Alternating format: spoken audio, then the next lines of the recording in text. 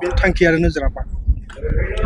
दिनैहाय जे जिथि दखरा दुलाराय बर' फरायसा आफादा जे जोंनि दखरानि सिङाव थानाय जे HSLC आनजादाव जाय बिथांमोना फार्स्ट डिभिजन जाबाय बेनि गेजेरावनो जोङो बासिनानै लादों टप 10।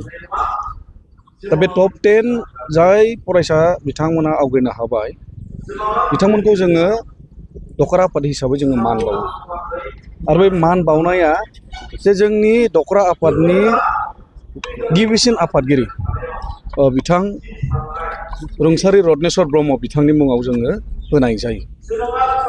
दा बेयाव जोङो जे जाय बिथां गेदेमा रुंसारि रत्नेस्वर ब्रह्म बिथाङा बे जोंनि इयुन जोलै बा बर' जाथि दानायाव बिथाङा गोबां बिहोमा होलांदोंमोन। बिथाङा ओनसोल जौगानाय फरायसाफोरखौ लानानै सुबुरुन होनाय बिथाङा बै समनिफ्रायनो सासे गागि दैदेनगिरि होननानै जों बुंनानै लानो हायो। जों दिनैहाय मोनदों जे जोंनि देग्लायनि जे 2025 मायथाइनि जे मेट्रिक पास जानाय बेयाव टप 10 हिसाबै जोङो मोननो हादों 11 जन बा 11 जन। दा बाव 11 जन जोङो मोनबाय, जोङो खुब गोजोननाय मोनदों आरो आसा खालामदों जे जोंनि बर' मिडियामाव फरायनानै जे फंबाय बिनानावमोना जुदि मोजां मार्क्स लानानै गावनि जिउनि राहा जे दागोन बेनि फारसे बिथांमोना आवगायदों, जों बेखौ बिराद बाख्नायगोन। दिनै जोङो बाख्नायदों जोंनि ओनसोलाव बेबायदिनो बोसोराव बिदिनो 10 जन 12 जन 15 जन 20 जन बेबायदि ओंखारलांबाय थायोब्ला निस्सय जोंनि ओनसोलावबो जौगागोन आरो बिथांमोना जोंनि ओनसोलनि बा जोंनि एरियानि बिथांमोना साफा साफा अलंबार जाथों, आं बेखौ बिथांमोननिसिम बेस्ट विशेस बा कनग्रेट्स हरो आं। दा बिथांमोनखौ जोङो सानदों जे बिथांमोना पास आउट जानानै थांबाय, दिनैहाय बिथांमोना न'नि बिमा बिफाजों सोरबाया दङ, सोरबाया एसे गोजान जायगायाव फरायनो थांबाय। आं खावलायगोन बिथांमोना जे गावनि केरियार दानायाव गावनि जिउनि राहा लामा नागिरनायाव बिथांमोना गावनि जे जिउआव जाहाथे आसखान्दा दाखालायथों, आं बेखिनिखौ खावलायदों।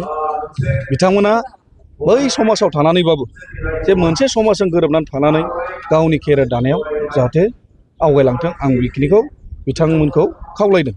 नोंथांमोननि हाबाफारियाव सोर सोर आलासिफ्रा जे जोंनि जे जिथि दखरा दुलाराय बर' फरायसा आफादा जे खुंनाय जे हाबाफारियाव जोङो गाहाय आलासि हिसाबै जोङो मोननो हादों डक्टर सुदेब चन्द्र बसुमतारी। बिथाङा बड'लेण्ड इउनिभारसिटिनि सासे प्रफेसर हिस्ट्रि डिपार्टमेन्टनि, जोङो बिथांखौ मोननो हादों आरो बेखेव बिबुंथि हिसाबै जोङो हांख्रायनानै लाबोदों जोंनिनो लकेलनि बिथाङा चिरां जिल्ला दुलाराय बर' फरायसा आफादनि सासे बोसोनगिरि आदा राजु कुमार मोसाहारि, जों बिथांखौ मोननो हादों। लोगोसे डक्टर रेडियान नार्जारी, चिरां जिल्ला दुलाराय बर' फरायसा आफादनि गाहाय नेहाथारि, बिथाङाबो बे हाबाफारियाव दङ। गासै जोंनि लकेलनि इन्टेलेक्सुयेल्स बिथांमोनाबो बेयाव मदद होदों जे जोंनि ओनसोलखौ जौगानायनि थाखाय, फरायसाफोरखौ फोसाबनायनि थाखाय जोंनि लकेलनि इन्टेलेक्सुयेल्सफ्रा फ्राय गोसो होदों, आं बेखौ मोनदाङो। मा बुंनो सानो सारा, मा गोसोआव मा फैदों? दिनैनि बे हाबाफारियाव फैनानै आं जोबोद गोजोननाय मोनदों कि जोंनि जायनाखि बर' बिजोंनि फरायसा नङा होमबा, दा जे समावहायनाखि जोंहा बिजोंनि अनेक जेंना जेंसि अनेक डिबेट माबा माबि सोलियो, बे समावबो जोंनि बर' बिजोंनिफ्राय जोंनि बर' फरायसाफोरा जे एसेबां मोजां मोजां मार्क्स लानानै उथ्रिनो हादों, बेखौ नुनानै आं जोबोद गोजोनफैदों। आरो बेजों लोगोसे जों बुंनो हायोखि जोंनि बर' बिजोङा दाबो थारमाने मा फिउचार, ओरैबायदि फिउचार दङ, एसेल' जोंहा फोसाबनांगौ कि जायखौ जोङो गुन गोनां होननानै बुङो, गुन गोनां सोलोंथाइ नङा होमबा, जाय गुन गोनां सोलोंथाइखौ दुलाराय बर' फरायसा आफादनि बानजायनायाव गोबाव समनिफ्रायनो बिनि सायाव खामानि मावबोगासिनो दं। बे खामानिया सोलिबाय थायोब्लानो सानसे समावहाय जोंनि जानाखि थांखि गुन गोनां सोलोंथाइ खालामनाय बा सोलोंथाइखौ गुन गोनां खालामनाय बे थांखिया जाफुंहैगोन होननानै जों आसा खालामनो हायो। जाय दिनैनि बिदि मोजां एसिभमेन्ट मोजां पार्सेन्ट लानानै उथ्रिसारनो हाबाय बिथां लाइमोनफोरखौ फिउचाराव माबायदि जाजानो लुबैयो? बाथ्राया जाहैबाय मा सोलोंथाइया नैबे दिनैहाय जाय मार्क्सखौ लानानै बिथांमोना उथ्रिसारदों बे जाहैबाय मस्टलि जों बेखौ फर्माल इडुकेसन होनबाय नङा होमबा? बे जोंहा सार्टिफिकेट नांगौ जोंनि नैबे जानाखि ग्लबेलाइज जानाखि दुनिया बे दुनियाव थांनो थाखाय जोंहा मोनसे सार्टिफिकेट नांगौ। नाथाय साक्सेस होननाय बुस्थुआ ओरैबायदि खालि नैबे फर्माल इडुकेसनजोंल' जायो होननानै जों बेखौ बुंनो हाया। गोबां एग्जाम्पल दं, एग्जाम्पलफोरखौ जों होनो हायो। बेजों लोगोसे सबसे देरसिन बुस्थुआनो जाहैबाय मा जोंना डिसिसन मेकिं होननानै बुङो। दा सासे फरायसाया फरायबाय बियो गोबां मार्क्स लानानै थांबाय, नाथाय मोनसे समाव ओरैबायदि सम सफैयो जे समावनाखि मोनसे डिसिसन लानांगौ। बे डिसिसन लानायाव बे थिग डिसिसनखौ लानो हायोब्लासो बे जिनिसा फैयो। दा ओरैबायदि मोनसे मुगा जेरावनाखि जोङो दा आइकिउ होनना बुङो नङा होमबा? आइकिउजों लोगोसे जों इमसनेल कोशेन्ट जायखौ होनना बुङो, बे इकिउ लेभेलखौबो जुदि जों दानिफ्रायनो जुदि बोखोलाङोब्ला बे जिनिसा अट'मेटिकेलि जाहैयो। खारना जाहैबाय नोङो जिखुनु मोनसे इन्टारभिउ फेस खालामनो थाङोब्ला बिनि नलेजखौथ' नोङो मोनखाबाय लिरनायावनो, नाथाय बै जेला इन्टारभिउ फेस खालामनो थाङो बेहाय मा जिनिसखौ नायगोन? बिनि इकिउ लेभेलखौ नायो, बिनि डिसिसन मेकिंआ मादि जागोन।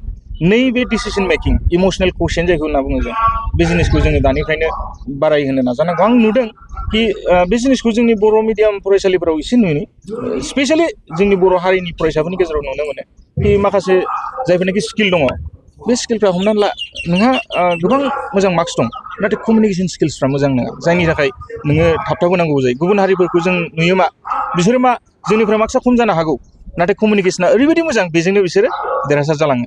दाबो आं माखासे फरायसाफोरखौ नुदों कि बिथांमोना मोजां मार्क्स लानानै उथ्रिदों, नाथाय मोनसे स्किलखौ कि आइ कन्टेक्ट होनना बुङो जायखौ, मोनसे एग्जाम्पल आरो ना, नों बेबो मोनसे स्किल। नोङो गुबुन मानसिजों जेब्ला नों रायलायो अब्ला मोनसे आइ कन्टेक्ट थानांगौ, बे आइ कन्टेक्टखौ आं एसे खम नुदों। दा बेफोर मोनफा मोनफा फिसा फिसा स्किल, बे गासिबो स्किला जेब्ला जोंना ज' जाहैयो अब्लानो साक्सेसआ फैयो। खालि फरायनानै जों मार्क्स लानाय बेजोंल' नङा, माखासे जायनाखि स्किल बेफोरखौबो जों स्कुलफोरनिफ्राय जों हरफानो नाजानांगौ। बेखिनिखौ खालामोब्लानो गुबुनफोरजों फेर फाथिनाया जोंनि थाखाय जेबो नङा। आं जेसेबां नुदों गुबुनफोरा जोंनिफ्राय खमसिन मार्क्स मोनो, नाथाय बिसोरो गोजौआव दावखोलाङो। बेफोर जाहैबाय बिसिना बे माखासे स्किलफ्रा बिराद गोख्रों। बे स्किलफोरखौ जों बेनिफ्रायनो स्कुलफोरनिफ्रायनो जुदि खालामनानै हरनो हायोब्ला डेफिनेटलि साक्सेसआ जाहैगोन। आरो जोङो मोनसे बुस्थु नुनो मोनो जे माखासे फरायसा गथ'फोरा जे गोबां पार्सेन्टेज लायो, जेनेबा SSLC-फ्राव HSफ्राव, बिथांमोना गावनि लकेल जायगाखौ बा इनस्टिटिउटखौ गारनानै गुबुन मोनसे जायगायावहाय थांनानै सोलोंथाइ लाहैनो थाङो, खिन्थु माखासे गथ'फ्रा फेलार जानानै फैयो। दा बैसोर फरायसाफोरखौ सारा मा साजेसन होयो? दा बाथ्राया जाहैबाय बैयाव थांनानै जानाखि एनभायरनमेन्ट बेजों कप आप जाहैनाय नङा होमबा? हमना ला बेहाय मोनसे एनभायरनमेन्टआव थाबाय, गुबुन मोनसे एनभायरनमेन्टआव थाहैनानै माबोरै कप आप जागोन? बे कप आप जाहैनाया बेबो मोनसे स्किलनि दरकार। बेफोर स्किलखौ न'खरफोरनिफ्रायनो हरनाय गोबां दङ। बिमा बिफाफ्राबो आजिखालि मा जाहैबाय गथ'फ्रा खम, गोदोनि बायदि नङाला, सासे सानै थायो।